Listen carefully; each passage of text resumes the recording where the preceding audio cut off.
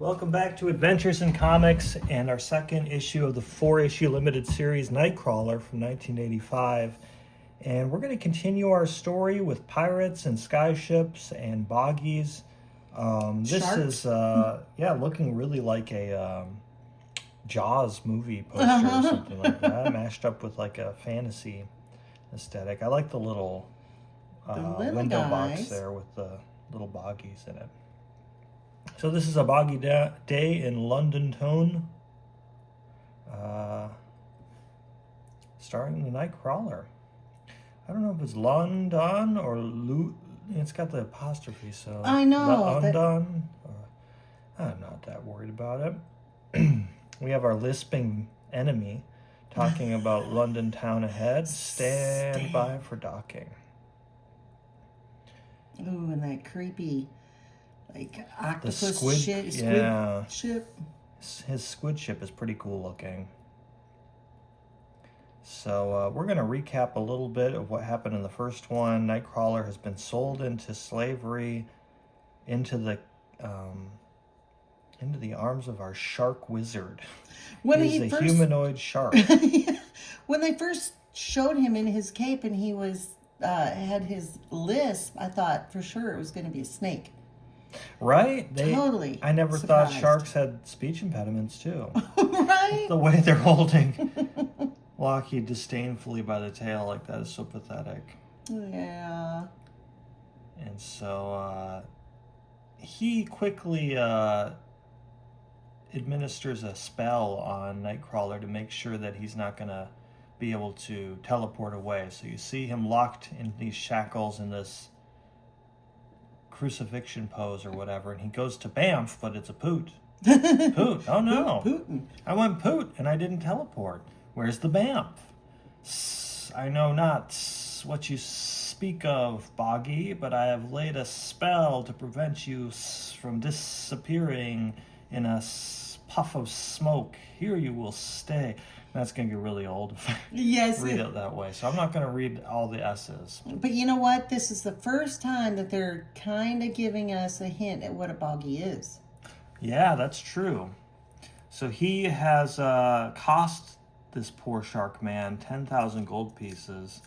And so he's going to try to use him to reverse engineer teleportation, even if it involves disassembling him atom by atom, as he says. And if all else fails, he'll eat him with a nice red wine. Gravy and a nice red wine.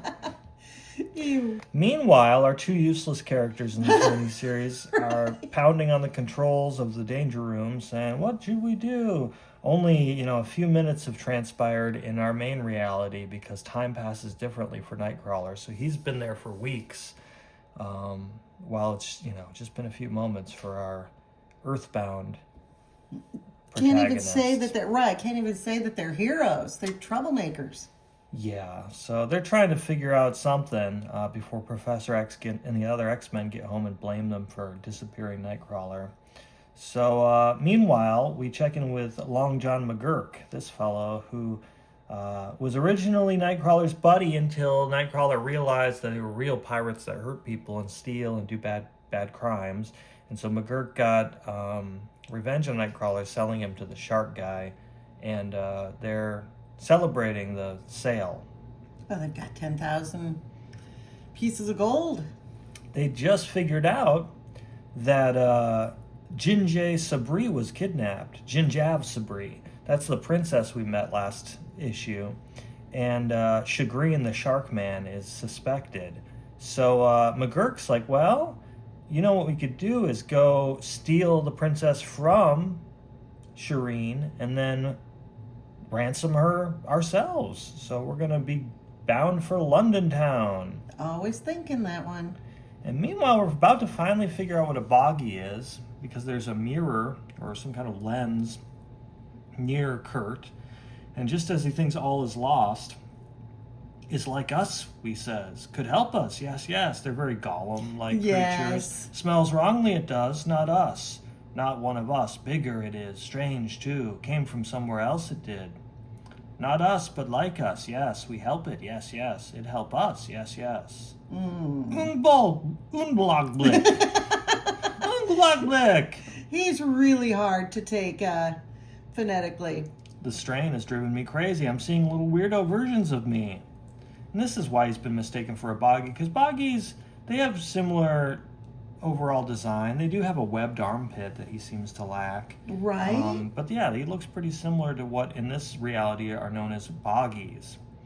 We tells it. Believes us, it doesn't. Is dumb phony boggy. No matter. Can still help us, yes. So he's like, can you get me loose? Not so fast. We hasn't just fallen off the turnip truck. We hasn't. Boggy nest raised no dummies, it didn't. No turn loose without promise. You help, we help. They're mischievous. They are. All right, I promise I'll help, but you have to tell me what's going on. Nasty face Chagrin wants to learn Boggy way of coming and going in puff of smoke, yes. He tried to catch Boggies, make them teach him, yes. Boggy's not like Nasty face Chagrin, no, Nasty face is real creep, yes. Old Sharpie Tooth found spell, yes, that stops Boggies from going fast poof.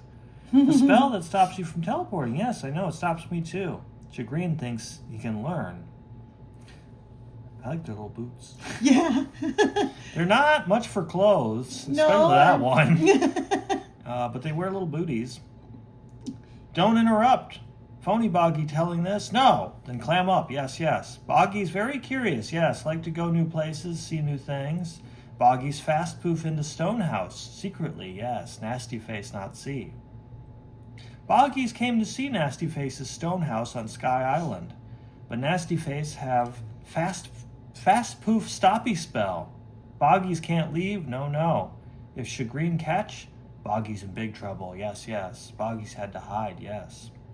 And they figure out that they can go into the looky glass. They live in backward side.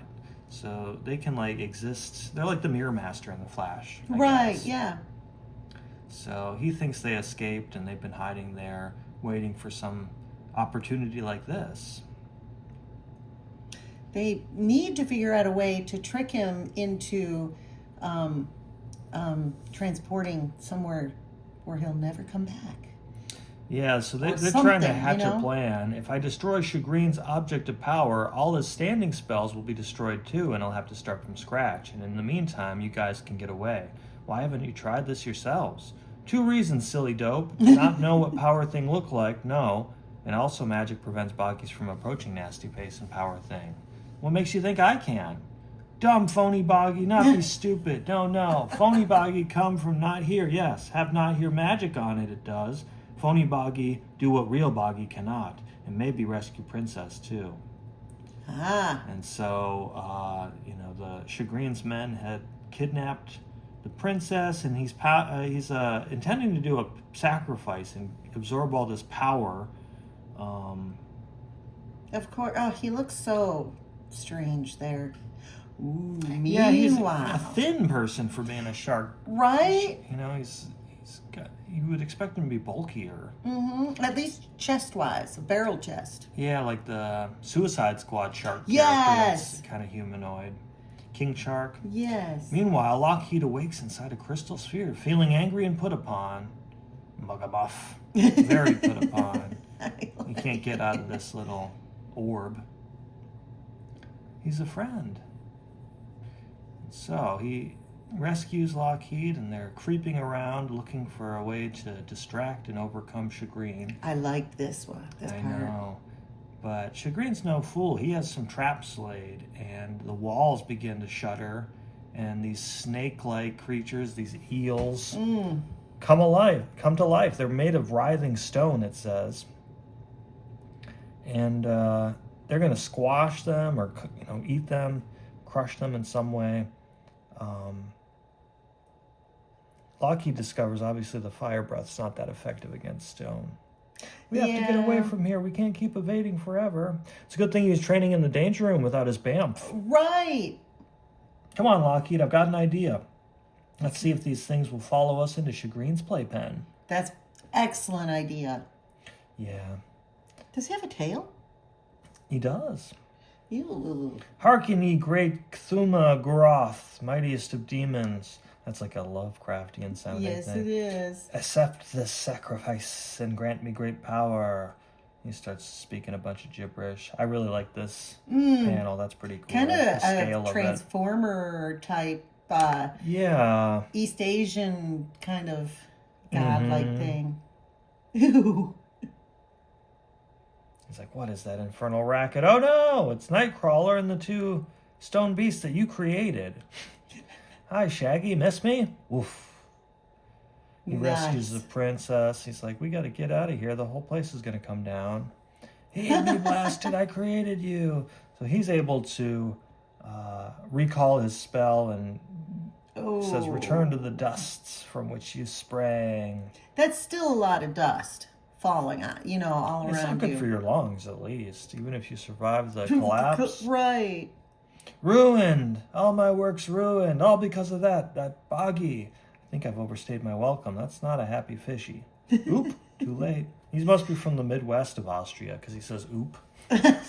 Oops.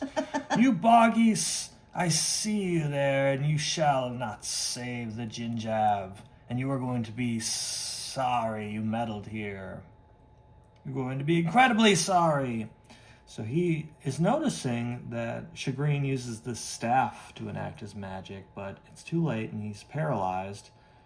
It's nice to have a little dragon friend with you, though, because just when you think you're stuck, somebody will come and rescue, right? Right. So he's got a constrictor spell on Nightcrawler, and it's tightening and squeezing the life from his body when, suddenly, the wall blasting inward. Cram. It's not Lockheed.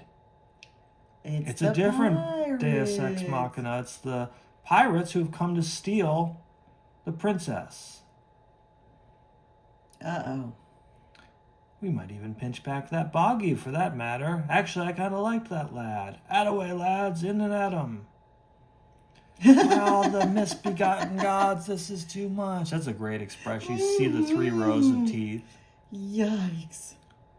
I know you, McGurk. This treachery shall not go unpunished. I'll shrivel your corpse and make soup with your bones. He almost looks like, in that last picture, he almost looks like like Egyptian jackal.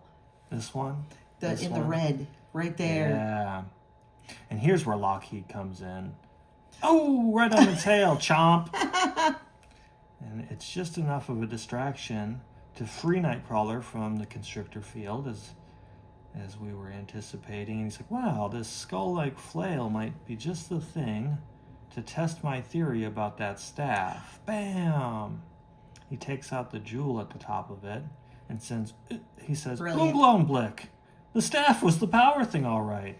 Unglaublich. It's almost like Mr. Mixus-Bitlick. Jeez. Right. And poor little Lockheed is all keeled over. He's really taking a beating in this series. Yeah. So the pirate ship is doing battle here. And the walls are starting to crumble down. Ooh. Chagrin's magic held this place together. Now it's coming down around us. We've got to get out of here. Is this the way out? I guess it's as good as mine. Pow! Then you shall return to that state, Boggy. So Chagrin's not down for the count yet. I should kill you, Boggy, but time is short, and the fall of the fortress will finish you. Farewell, wretch. Put me down, you filthy beast. I shall, Ginjav. Once we are safely aboard my ship where I can complete my sacrifice. I hope you die, you monster.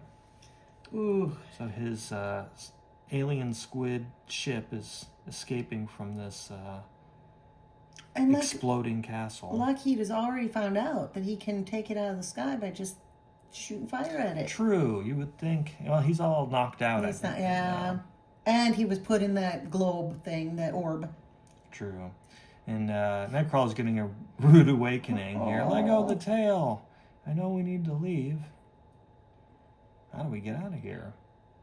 I've heard bringing down the house, but this is ridiculous.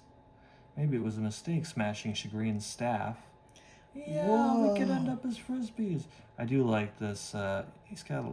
Rarg. That's easy for you to say. We could end up as frisbees. I didn't think we were going to make it out. This must be where Chagrin docks his squid ship, but it's gone. There it is. Get it. A long uphill port, but I think I can make it. So he bamps onto the deck. just in time to interrupt the sacrificial ritual and to wrest the knife away from Chagrin, get hit with his tail. You know, he uses his teeth way less than I thought he would. Right? And we're going to get a little bit of swashbuckling swordplay here. This was very nice. Sploot. You gotta be kidding. It's like, I love sword fighting. This is like my thing. So he's got a sword in each hand and one in his tail. His prehensile tail. You think it would be easy to win, just stab him. Right. But as Nightcrawler eventually points out, you know, he's a sworn X-Man and he's sworn not to kill, so he's just got to subdue Chagrin, whereas Chagrin, of course, isn't under those kind of limits. Right. So it puts him at quite a disadvantage. Not to mention, we established last issue that being on this alien's hide is hard for him to hold on to. It's a little sticky or slick or something. So he bamps behind Chagrin, and he's trying to distract him with some swordplay. He says, "I'm not a boggy. I'm a dimensional traveler. Indeed. Then you're a dead dimensional traveler, boggy." Oh, these people. Whoop! He slips. Farewell, cursed boggy. Oh. We have Lockheed just in the nick of time again to blast him right in the butt with some fire as Nightcrawler vamps away. And Chagrin falls over the side. Perhaps I should have tried to save him, but I couldn't have ported back up to the ship with him. Why not? Well, he has a weight limit, though, doesn't he? Well, I guess. Or maybe he'd be attacking him the whole time he's trying to rescue Right. him. Or maybe he wouldn't have visual with the ship. Oh, true. So the princess is finally more understanding. She's like, "My name is Sabri, actually." She gives him a kiss. And the pirates are like, "We got some unfinished business." Elsewhere, Kitty's looking completely insane. Right. She's adjusting the parameters of the danger room, trying to get Kurt back. But that's all. That's the only update we get for now. Goodness. So when they get back to Bella Mianora, where the princess is from, they're going to give a reward to Kurt, and he's being honored. And they accept him even as a boggy, and he's walking with the princess. Things seem to be working out right. When Kitty, back in the main world in the danger room, hits this button, thinking, "Oh, I finally figured out how to transform him back," when the contact didn't feel entirely solid, but I'm sure I got a piece of him. A piece? Are you crazy? What if... Oh my, Kitty, you only got his costume. Send it back, send it back. Kurt's out there somewhere giving a free show. I think I could reset for another try. I hope I can. Meanwhile, my goodness, Kurt, the clothing disappeared completely and then reappeared. How'd you do that? Can you do it again? When meanwhile, they hit the button again, and he's starting to get pulled into this vortex. Just when things were starting to look up for him, I like Lockheed's grabbing onto his tail there. "Don't go!" Poof. And now we see the actual boggies. Phony boggy, night thingy, gone away, hee hee. "It's good," we says. "No sharing princess with phony boggy weirdo. No. Princess is all ours. Woo woo." They're in the swirl here. We still don't know if they're good or bad. They seem bad, or at least mischievous. Suddenly, they make an unceremonious entrance into somewhere else. Yike! Oof. Another rough landing. "Daddy, you've come home!" What? To Banff or not to Banff? So, we're going to have to wait till next time to see Nightcrawler as a kid? Right? Uh-oh. He's cute. Is he? So, things are getting a little more complicated for Nightcrawler. You'll have to tune in for Nightcrawler 3 of 4 in our next episode. But please leave us a comment and a like, and let us know what you'd like to see us read next. Thanks for watching.